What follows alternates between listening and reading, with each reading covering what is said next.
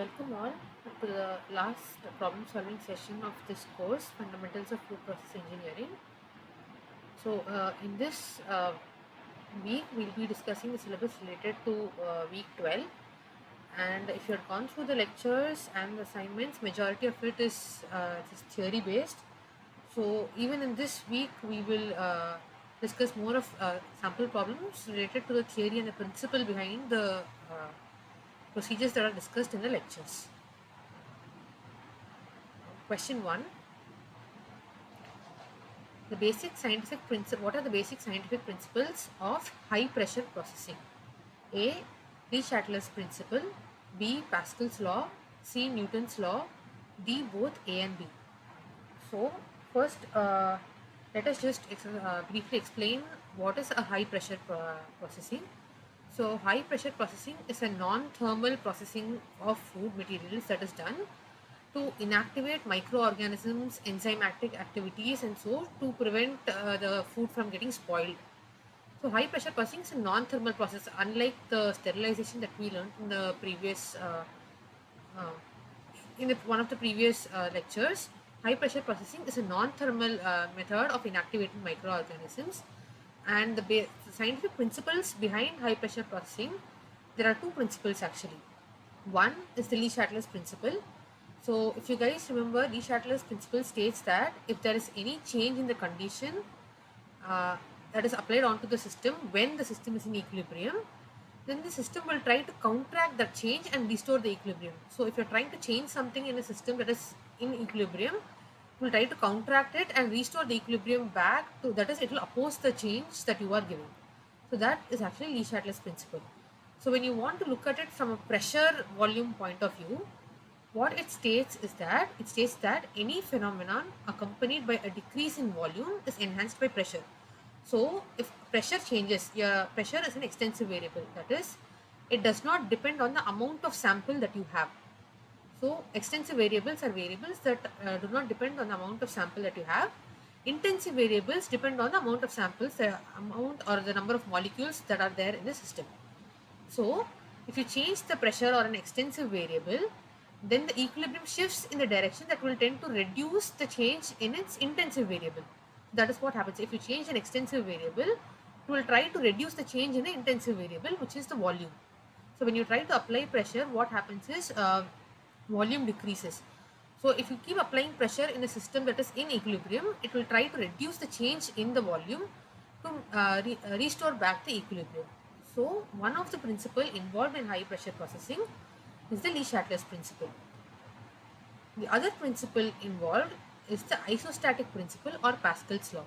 So when you apply pressure in a liquid, generally in a fluid sample, the pressure is transmitted instantaneously and uniformly throughout the sample, and pressure gradients do not exist.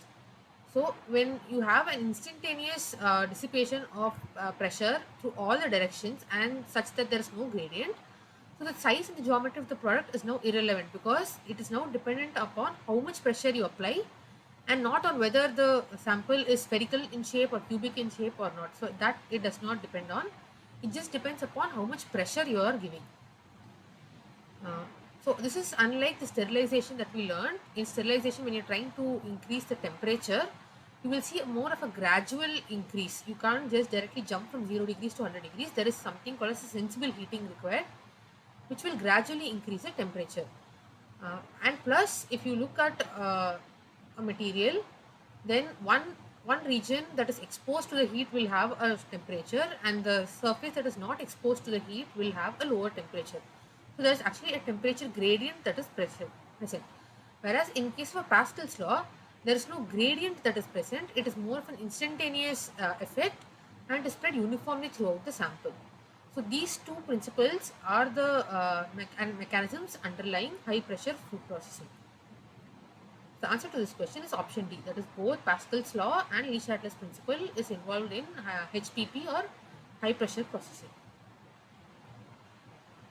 Moving on to question 2.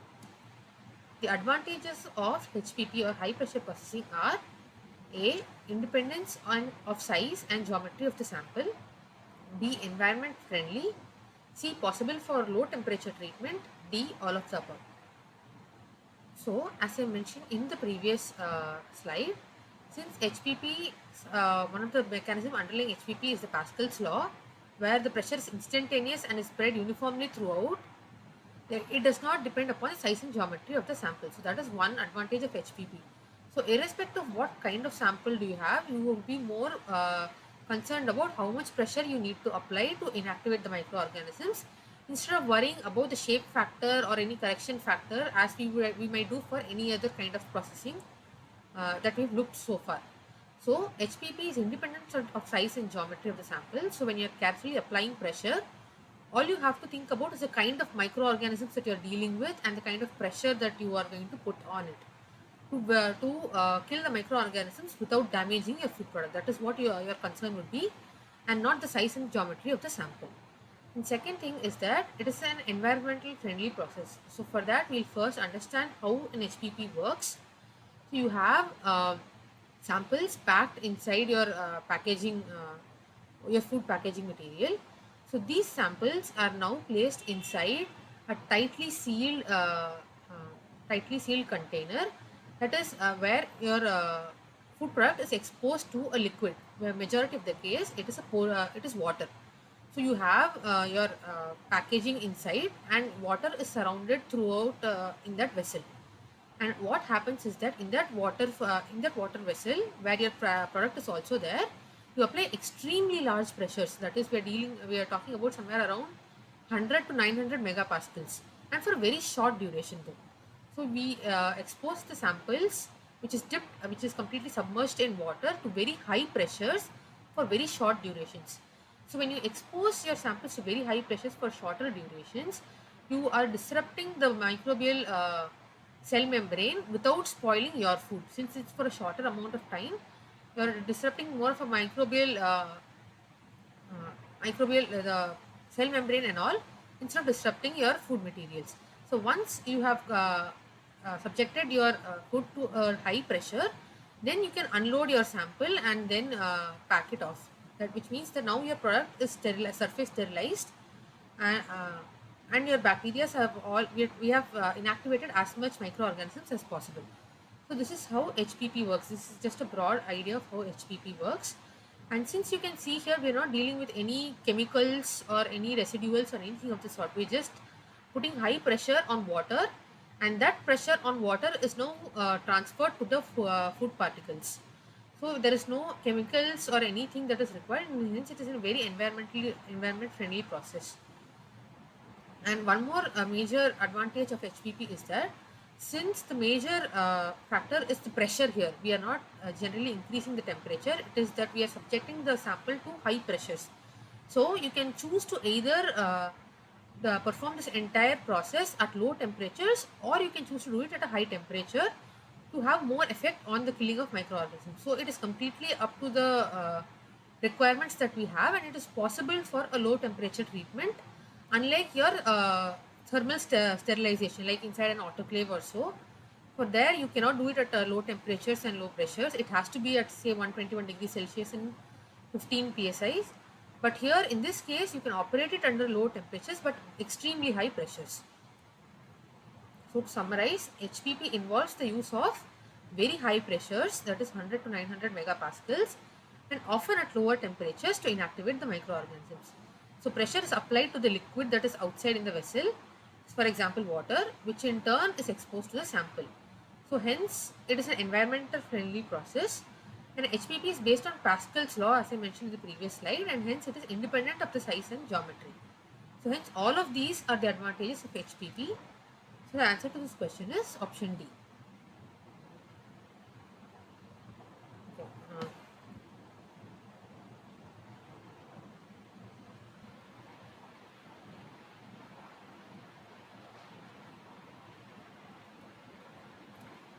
Question 3. Statement 1. In HPP, food is subjected to elevated pressures with or without the addition of heat to achieve microbial inactivation or alter food attributes to obtain desired qualities. Statement 2.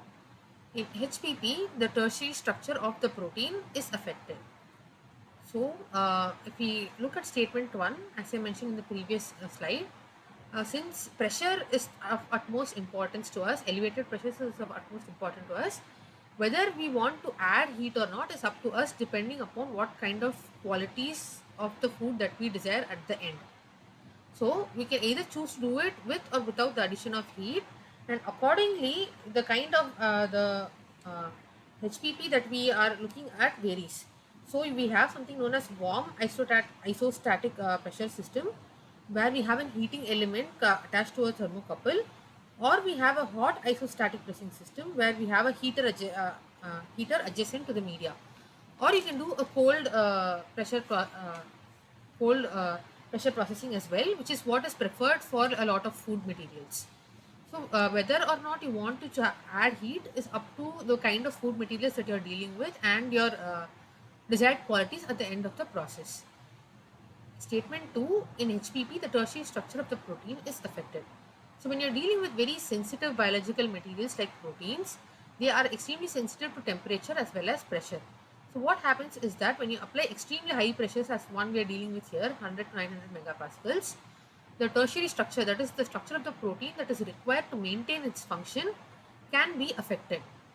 But this can be both reversible as well as irreversible damage, depending upon the pressure, the amount of pressure that you are applying.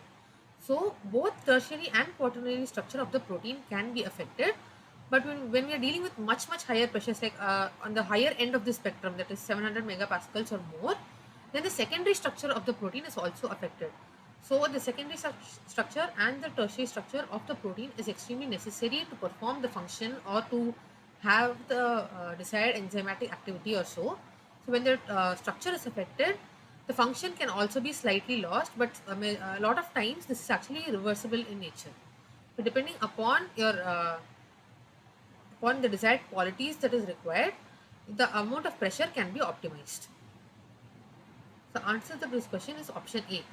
Both it can be performed with or without the addition of heat, and in HPP under high pressures, tertiary structure of the protein can be affected. So both the statements are true. Moving on to question 4. The applications of pulse electric fields are A. Stress induction, B. Cell disintegration, C. Both A and B, and D. None of the above. So what happens in a pulse electric field is that pulse electric field is also a non-thermal uh, processing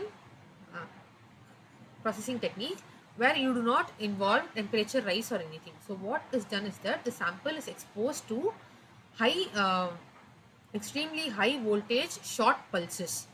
So what happens is that when you give such short pulses with extremely high voltage, there is some kind of stress induced onto the cells. And when this stress is induced, there is often pore formation in the cell membrane of the bacterial cells. So when there is a pore formed in the bacterial cell membrane, the surrounding water that is present outside the bacterial cells will start flowing inside the bacterial cell to cause swelling of the cells.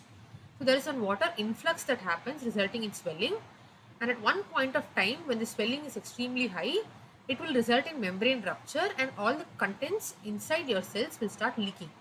So once your contents inside the cell starts leaking, now your cell can no longer be active and you're basically inactivating microorganisms and spores, etc. through inducing stress and formation of pores as well as cell disintegration. So pulse electric field technology involves the use of high voltage short pulses using electrodes. So your sample is placed between two electrodes that will subject the sample to high voltages and short pulses.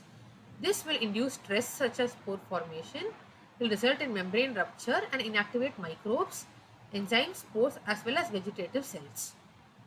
So the answer to this question is option C. That is, both stress is induced in the cells that results in cell disintegration. Question 5. The cells in dash phase are more sensitive to pulse electric fields than those in the stationary phase. So A, logarithmic phase, B, lag phase, C, both A and B, D, none of the above.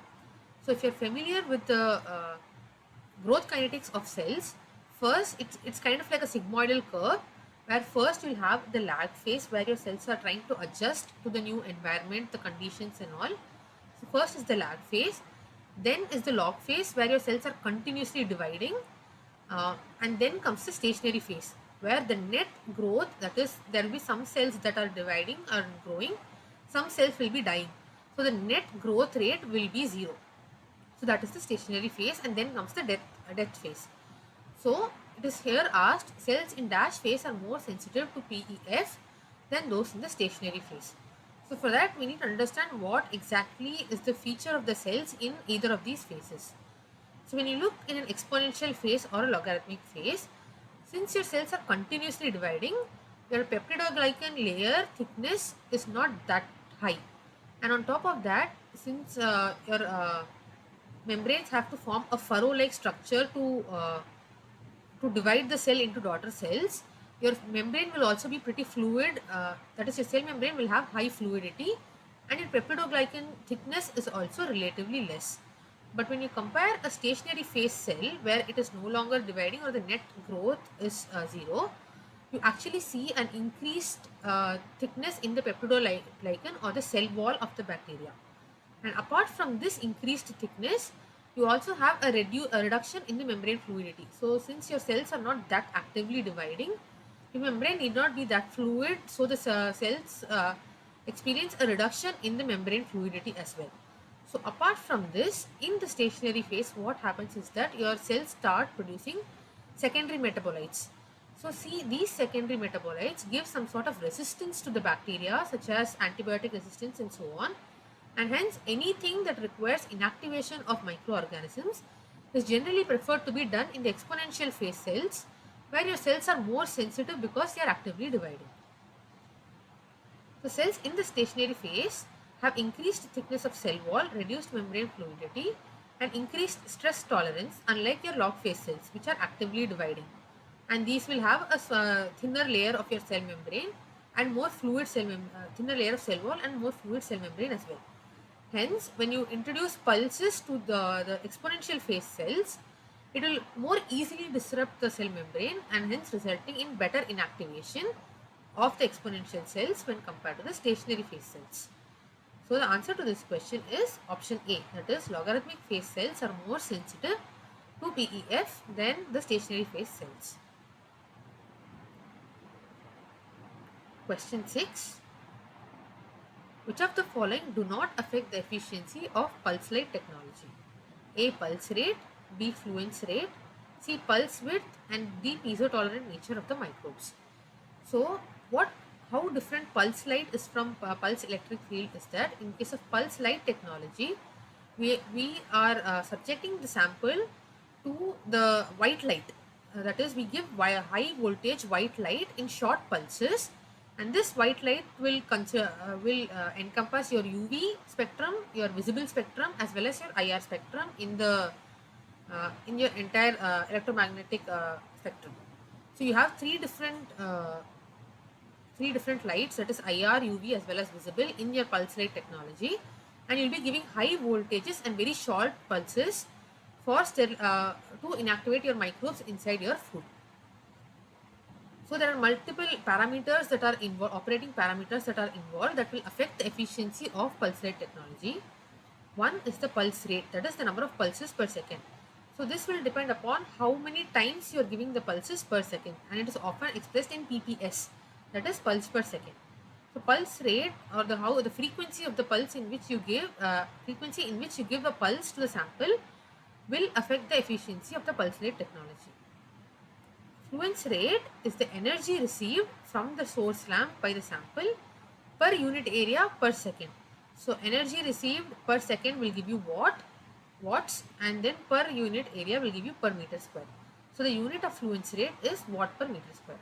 The fluence rate will tell you how much energy you are giving in each of the pulse and how much is being absorbed by the sample per unit area per second. So the energy and the frequency in which you give the pulse affects the efficiency. And third is the pulse width. Pulse width is the time interval during which the energy is delivered. So this, the unit of pulse width is generally in fractions of seconds. So how long are you giving one pulse? Like say if you're giving a pulse for say around zero point 0.3 seconds. So that 0.3 seconds will be your pulse width. So the time interval during which the energy is delivered from the source lamp to the sample is known as the pulse width. When you're talking about, and then for the D option, when you're talking about piezo tolerant nature, piezo means pressure. So pressure tolerant nature of the microbes do not come into picture here because we are not dealing with pressure here. We are dealing with more high energy short pulses that are disrupting the cell membrane. It is not pressure that is involved here. It is more of your high energy pulses that are involved. So piezo tolerant nature of the microbes actually affects efficiency in processes like HPP, where pressure is the most critical factor that involves in inactivation. So here, since it is the high energy pulses that are disrupting the cell membrane, the piezo tolerant nature of the microbes do not quite affect the efficiency of pulse rate technology. So the answer to this question is option D. The piezo tolerant nature of the microbes do not affect the efficiency, but in general the type of microbes that we are dealing with might affect the efficiency of pulse rate technology. So some microbes will require only a certain small spectrum, like say UV alone, to inactivate, whereas some microbes require the entire wavelength, that is the UV, visible and IR, for inactivation. So that will depend upon the type of microbes, but that does not depend upon the piezo tolerant nature of the microbes. So the answer to this question is option D. Question 7. Statement 1. Viruses can be eliminated by irradiation. Statement 2. Moisture content is an important factor in food irradiation processes. So when we are dealing with, so the first statement, viruses can be eliminated by irradiation, it is actually not possible because viruses are much more complex than the usual cells that the microbial cells that we look at. So viruses have different physicochemical nature when compared to the bacteria. That is, they have a very tough capsid, and unlike the bacterial cells, they'll have lesser amount of nucleic acid, and they are at times single-stranded RNAs. So here you are not looking at damage to DNA or damage to RNA much, and hence viruses are much more resistant to food irradiation when compared to your bacterial cells. So hence statement 1 is false. Irradiation is actually used for inactivating gram-negative bacteria, gram-positive bacteria, molds as well as spores. So statement 2, the moisture content is an important factor in food irradiation processes. So for this we need to first understand what happens in a food irradiation process. So what happens is that when you're irradiating the food sample with a certain radiation such as gamma rays, X-rays or so on, what happens is that radiolysis of water takes place, resulting in free radicals. So these free radicals are extremely highly reactive and often disrupt your and when these free radicals, when they combine with your oxygen that is present in your sample and in the surrounding air, what happens is that they form an oxidizing agent, and this disrupts the bacterial components, cell components such as the cell wall, the cell membrane, as well as the DNA and the nucleic acids and so on. So basically what happens is that it forms reactive species that will combine with oxygen to form oxidizing agents. This oxidizing agents will damage the cell components, resulting in inactivation. So the most crucial step here is the formation of free radicals, and this formation of free radicals will happen due to radiolysis of water. So for this to happen, the moisture content, that is the radiolysis of water, will be contributed by the moisture content that is present inside the sample. So the amount of moisture content will actually determine the formation of free radicals in the sample, and this will in turn combine with oxygen to kill the microorganisms. So moisture content is actually a very important factor in the food irradiation processes, so that radiolysis can happen and free radicals can be formed. So statement 2 is true. So statement 1 is false, that is viruses, because of their different physicochemical nature, cannot be efficiently eliminated by irradiation. And statement 2, moisture content is an important factor for the food irradiation processes.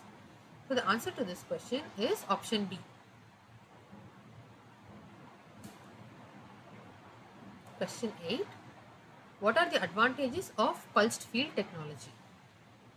A. Very high energy levels are delivered in very short time. B. Significant energy savings, less product heating and thermal damage. C. Do not include the use of metals such as mercury. D. All of the above. So as I mentioned in pulse field technology, what happens is, let's say you have an untreated sample and you're sending it to a treatment chamber where you have a flash lamp. So this flash lamp can be a xenon flash lamp or so, depending upon the wavelength in which you want to send the pulses to the sample. So based on that, you'll have a flash lamp here, and the distance between the flash lamp and your sample is actually a very important factor to determine the efficiency as well.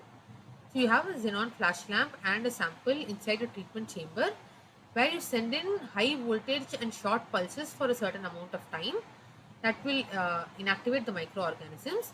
And once this inactivation is done, you can actually unload the sample and you have a sterilized treated sample. So this is what happens in a pulse field technology. So what happens is that you are actually sending, as mentioned before as well, you are sending high energy levels and short pulses for a very short time. So pulse field technology involves a short duration pulses of white light for surface sterilization of samples. And it's a non-thermal processing technique, that is, it does not involve any heating of the sample, and hence there are low energy requirements and significant energy savings in this process, but that will have the similar effect, that is, it will be able to inactivate bacteria and spores without increasing the temperature. And because we are delivering only short pulses, there will be minimal product heating and minimal product damage as well. So the short pulses and short duration will ensure that it is only the microorganisms that are getting killed and your sample remains as intact as possible. And since, as mentioned here, we are dealing with xenon flash lamps and not any toxic materials such as mercury. So in fact, these techniques are environment friendly, uh, and hence all these three are the advantages of pulse field technology. That is, they are very high energy levels for a very short time, so your processing time is drastically reduced. You have significant energy savings because you are not dealing with high temperatures, and since it's a very short duration, you have lesser heating and lesser damage. And the fact that we are using a flash lamp and not any toxic metals is also a is a good advantage, that is, it is environment friendly.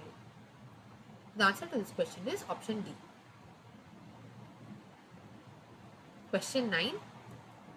1 great dose of irradiation equals A 1 joule of energy absorbed per kg of food, B 1 joule of energy absorbed per surface area of food, C 1 joule of energy absorbed by the sample, D 1 joule of energy absorbed per 100 kg basis of food. So the units of radiation, that is, when you are talking about food irradiation, the units of irradiation is gray dose. So it is often expressed in terms of kilograys, which is kgy. So gray is the unit of the absorbed dose in the food and is given as 1 joule of energy per kg of food. So joules per kg is the unit, joules per kg is what is the measure of gray. So gray dose can be categorized into 3 different ranges based on the applications as well as the desirable nature of the sample after irradiation. So first is radicidation, where you're giving pulses with an energy less than 1 kgy. Second is radiorization, where your pulses have an energy of 1 to 10 kgy, which is kilogray. Third is radapertization, where your energy is greater than 10 kgy. So based on the ranges, you have 3 different doses. That is, this one is a lower dose, this is the medium dose, and this is the higher dose. So based on the range, you have 3 different doses possible, and the unit for all this is given in gray dose.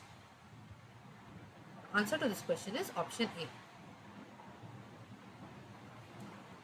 So question 10, it's a continuation of question 9. Match the following. List 1, delay in ripening of fruits, elimination of pathogens in various foods, sterilization of packaged foods, and hospital diets. So this is A, B, C, and list 2 contains 1, 2, 3. So 1 is radicidation, second is radiorization, and third is radapertization. So when you as I said, based on what your application has to be, accordingly you will optimize the energy of the pulses that you're energy of the radiation that you're giving. So for when you're dealing with low doses, that is somewhere around 0.2 to 1 kgy of radiation, this such small doses are involved in delaying the ripening of fruits and sprouting in tubers.